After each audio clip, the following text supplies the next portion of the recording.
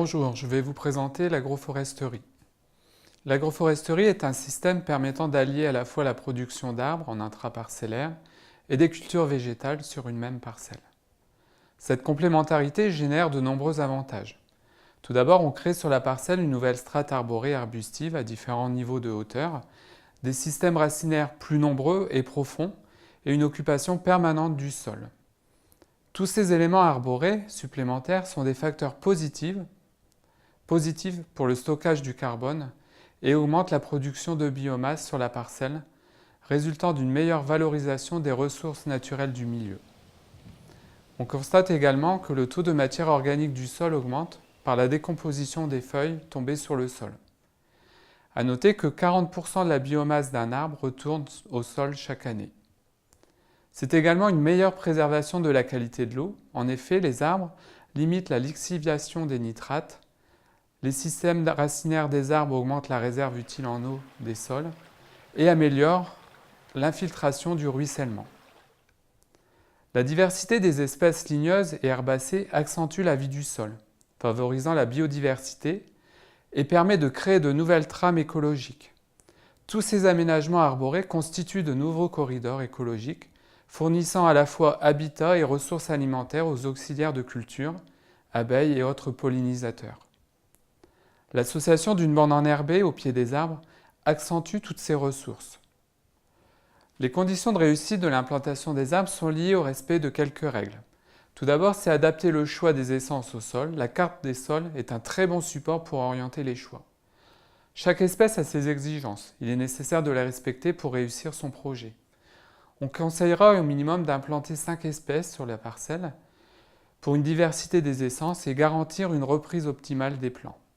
Le choix est également basé sur la valeur marchande du bois sur le long terme. Autre point important, c'est également choisir la bonne parcelle pour privilégier une orientation nord-sud des alignements d'arbres pour maintenir un niveau d'ensoleillement suffisant de la culture. L'espacement entre les alignements d'arbres est variable mais dépend surtout de la largeur de pulvérisation, de la densité d'arbres souhaitée à l'hectare et de la configuration de la parcelle. Au cours des premières années, l'implantation des arbres sera favorisée par la présence de cultures d'été, mais il faudra rapidement revenir à des cultures d'hiver pour façonner le sol et favoriser un enracinement en profondeur des arbres.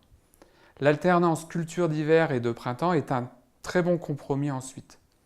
Pour réussir son projet, c'est aussi respecter les étapes d'implantation suivantes.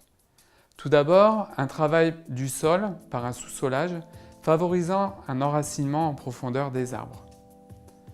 C'est également ensuite l'implantation d'une bande enherbée au pied des arbres en privilégiant des légumineuses qui sont moins concurrentielles dans un premier temps pour l'arbre. Sa largeur est variable, mais un minimum de 2 mètres est à prévoir pour protéger l'arbre des traitements. La terrière permet de façonner le sol et favorise l'enracinement en profondeur. Ensuite, le plan est à disposer dans le trou en évitant d'enfoncer trop le pivot en profondeur. Un simple tassement avec le pied est suffisant pour favoriser le contact des racines avec la terre. La protection des plants est très importante, notamment sur une hauteur minimale de 1,20 m pour tout ce qui est gros gibier. Le paillage également permet de maintenir l'humidité du sol, évitant ainsi l'enherbement au pied de l'arbre qui l'affaiblirait. Réussir sa plantation n'est pas suffisant. Il faut éviter les traitements à proximité de l'arbre, veiller à l'entretien du paillage pendant les 3-4 premières années et également tailler régulièrement les arbres pendant les 15 premières années, ce qu'on appelle la taille de formation. L'objectif est de constituer une grume de qualité pour la commercialisation par la suite. On peut estimer le temps passé pour la taille à 8 heures par hectare et par an pour une densité de 100 arbres par hectare. Des suivis sont en cours sur des parcelles implantées dans notre région pour évaluer l'impact des arbres sur la culture. La compétition pour la culture devient importante lors de la deuxième moitié de vie de l'arbre. La baisse de rendement est significative lorsque moins de 60% du rayonnement est capté par la culture. Et on considère que c'est à partir d'une densité de 50 arbres par hectare, d'une hauteur de 15 mètres, que les effets sont avérés. Planter des arbres est un acte important, visant à modifier le paysage, l'exploitation et également ses méthodes de travail.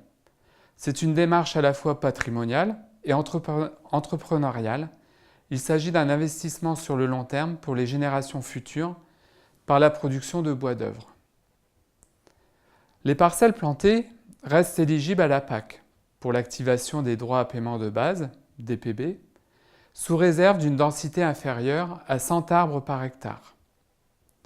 Le coût de l'investissement prenant en compte les plants, la protection, le paillage, l'implantation pour une densité moyenne de 30 arbres par hectare est évalué à 500 € par hectare.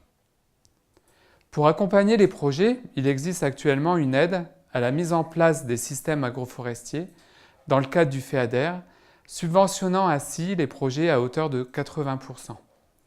Il s'agit d'un cofinancement par l'Europe, le Conseil régional des Hauts-de-France, l'Agence de l'eau Seine-Normandie et Artois Picardie.